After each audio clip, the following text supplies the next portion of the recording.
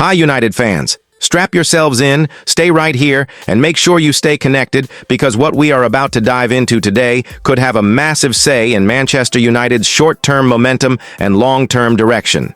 This is breaking team news, this is injury clarity, this is return date drama, and yes, this is the January transfer window heating up right as the doors edge closer to slam shut. If you don't want to miss the next big update, the next twist, or the next shock development from Old Trafford, now is the time to stay locked in.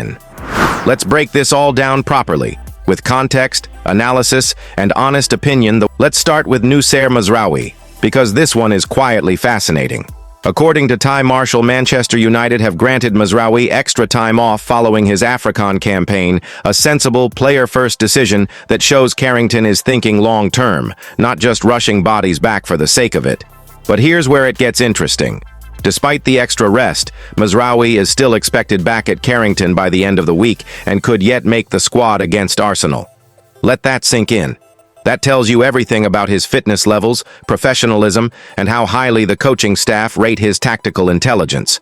Against an Arsenal side that thrives on wide overloads, sharp rotations, and relentless pressing, having a calm, technically secure fullback option could be absolutely crucial. Do United risk him from the bench? Do they save him for the run of games that follow? Or do they throw him into the fire at the Emirates and trust his big game mentality? This is one to watch very closely. Now to the Deligt situation, and this is where realism has to cut through hope. Deligt remains a significant doubt for Sunday's showdown as he continues his recovery from a persistent lower back injury that has now ruled him out for 10 consecutive matches. Yes, he's back on the grass. Yes, he's pushing hard. Yes, reports say he's doing everything possible to be fit. But football doesn't run on wishful thinking. As of early this week, he still hasn't rejoined full first-team training, and Michael Carrick himself previously admitted the recovery has been slower than expected. In my view, asking a center-back, especially one who relies on physical dominance, timing, and match sharpness, to come straight back into a high-tempo Arsenal match would be a huge gamble. Even if he makes the squad, expecting him to start feels unrealistic. The real positive here? A return is finally in sight. But is Sunday just a step too soon? Most signs point that way. Then there's the blow that nobody wanted to hear. Joshua Zirkzee. The Dutch forward is ruled out of Sunday's clash after picking up a training injury, and while early indications from the club hinted at a potentially lengthy absence, Zirkzee himself has suggested he could be back in around 2 weeks. That contradiction alone tells you the full picture is still unclear. His exact return date remains unknown, and that uncertainty hurts because Zirkzee offers something different. Link-up play, intelligence between the lines, composure in tight areas. Losing him at this stage of the season, with big games stacking up and margins razor-thin, is far from ideal. The question United fans will be asking is simple. Do the club rush him back, or do they protect him for the decisive months ahead? And does this injury quietly accelerate January plans in attack? Which brings us perfectly to the transfer window drama, and make no mistake, this is where things get spicy.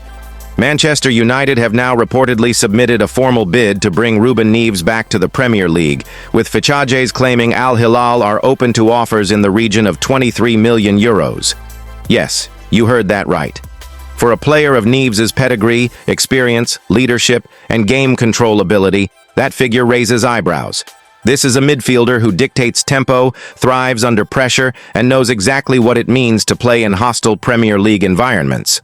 In a United midfield that has at times lacked control, authority, and composure in big away games, Neves could be a statement addition, not flashy, but formidable. The big question is this short-term reinforcement or part of a deeper rebuild? And are United moving decisively enough to get this done before rivals react? On the internal front, there's genuinely encouraging news surrounding Mainoo. According to Chris Wheeler, Daily Mail, and Nathan Salt, Mainoo has been impressed by what he's seen and heard from Michael Carrick and is now happy to stay, provided he continues to get regular game time. That matters.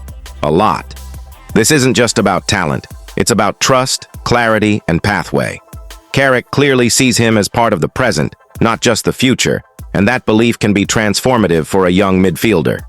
In other news, As Sunday night under the Emirates floodlights edges closer, United's training base was crackling with urgency, today voices echoing, boots snapping into tackles, and that unmistakable edge that tells you a squad knows the moment matters. Let that sink in. This wasn't routine. This was preparation with intent. So stay close, subscribe, because right now, we're deep inside the heartbeat of this football club. From the early hours, Carrington felt different. The energy hit you instantly.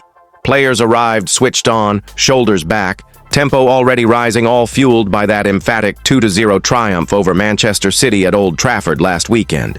Unbelievable, but true results like that don't just lift morale, they sharpen standards across the board.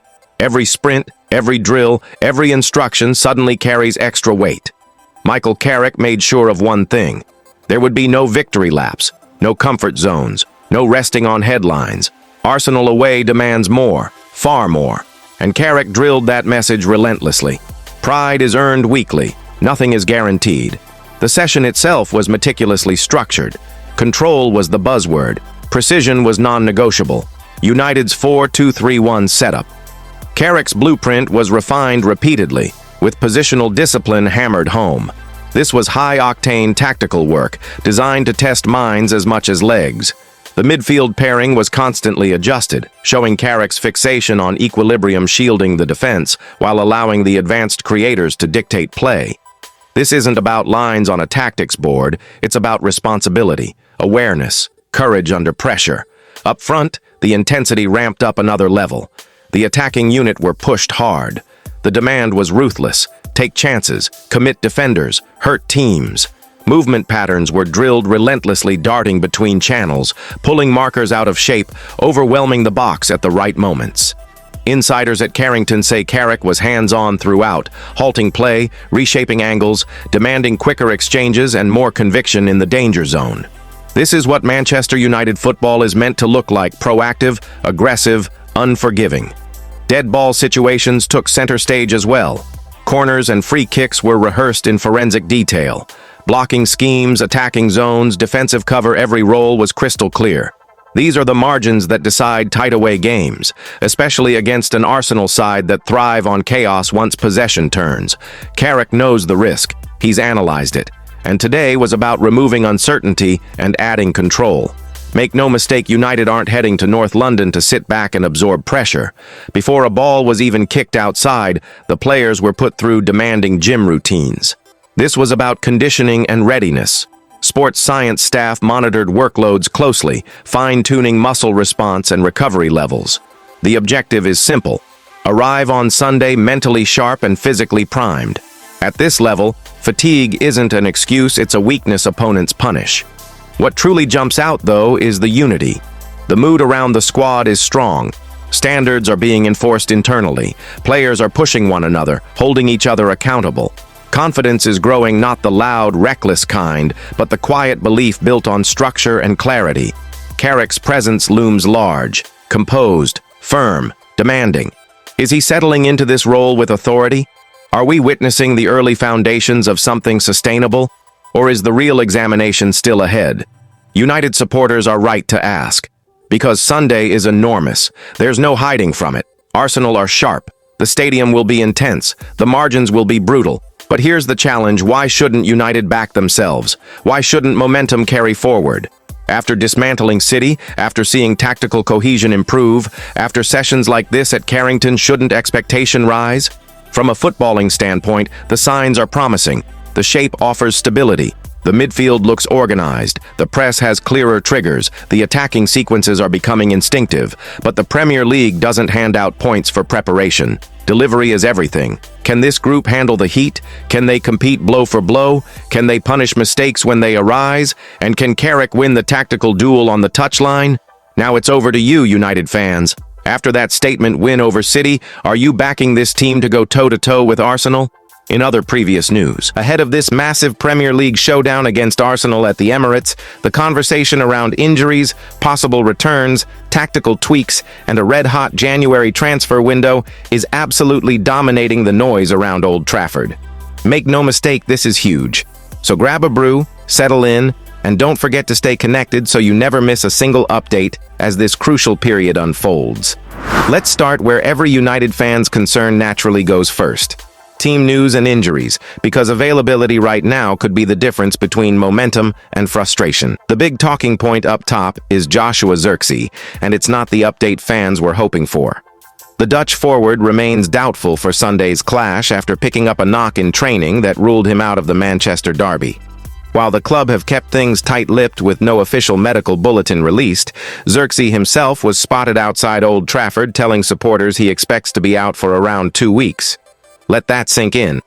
A player just beginning to find his feet, sidelined at a time when United needs sharpness, energy, and physical presence against one of the league's most aggressive pressing sides.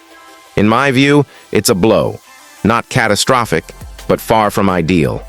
Zirkzee's ability to link play, occupy center backs, and bring others into the game would have been valuable at the Emirates, where space is earned, not given. With Zirkzee likely unavailable, Michael Carrick now faces a fascinating tactical call. Do you stick or twist? The signs suggest Carrick may continue with the derby setup, where Bryan Mbeumo led the line centrally, offering pace, work rate, and intelligent movement rather than a traditional focal point. It worked against City, but can it work again, away from home, against an Arsenal side that thrive on controlling territory? There are alternatives. Benjamin Šeško remains an option, offering height, power, and a different type of threat, especially if United choose to go more direct at times. And then there's the return of Shea Lacey, the exciting academy talent back in contention after serving a one-match suspension following his red card against Brighton. Throwing youth into a hostile Emirates atmosphere is always a gamble, but United's history tells us that fearlessness has often been born on nights like these. Would you trust youth in a game of this magnitude, or stick with experience and structure? That's the debate Carrick must settle.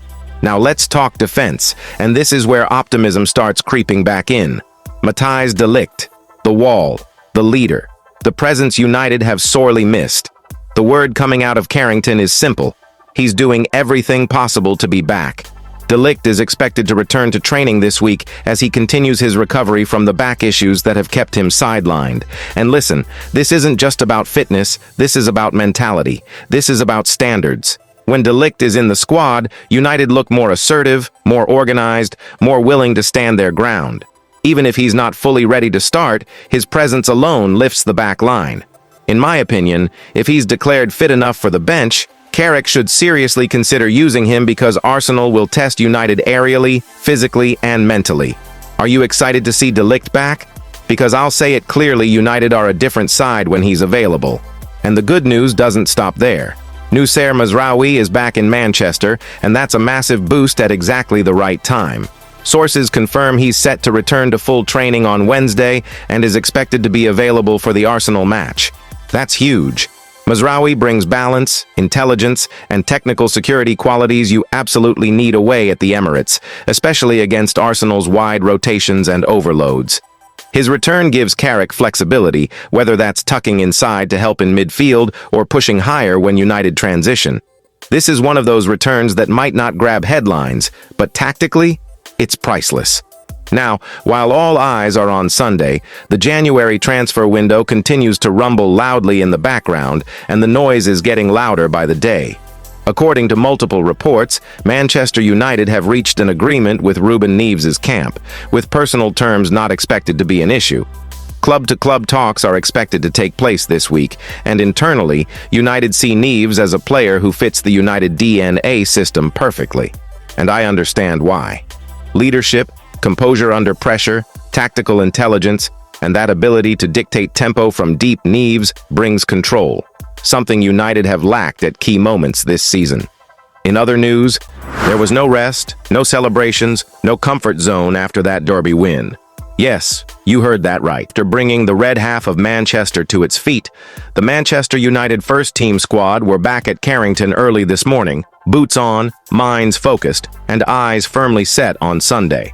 This is elite-level mentality. This is standards being reset. The message from Michael Carrick was loud and clear. One win means nothing if it isn't backed up. Beating City was special, but Arsenal away is a completely different beast tactically, mentally, and physically. The session itself told a story. It began in the gym, with carefully designed conditioning work aimed at maintaining sharpness rather than draining legs. No pointless running, no overload. Just intelligent workload management, something United fans have been crying out for. Then came the move onto the grass, and this is where Carrick's fingerprints were all over the session. High-intensity tactical drills, rapid ball circulation, positional discipline, and structured patterns of play dominated proceedings. The focus? His 4-2-3-1 system, a shape that screams United DNA, balance, and control. Let that sink in. This system in many ways exposes the missing piece United have lacked for too long. Clarity, clear roles, clear spacing, clear responsibility between defense, midfield, and attack.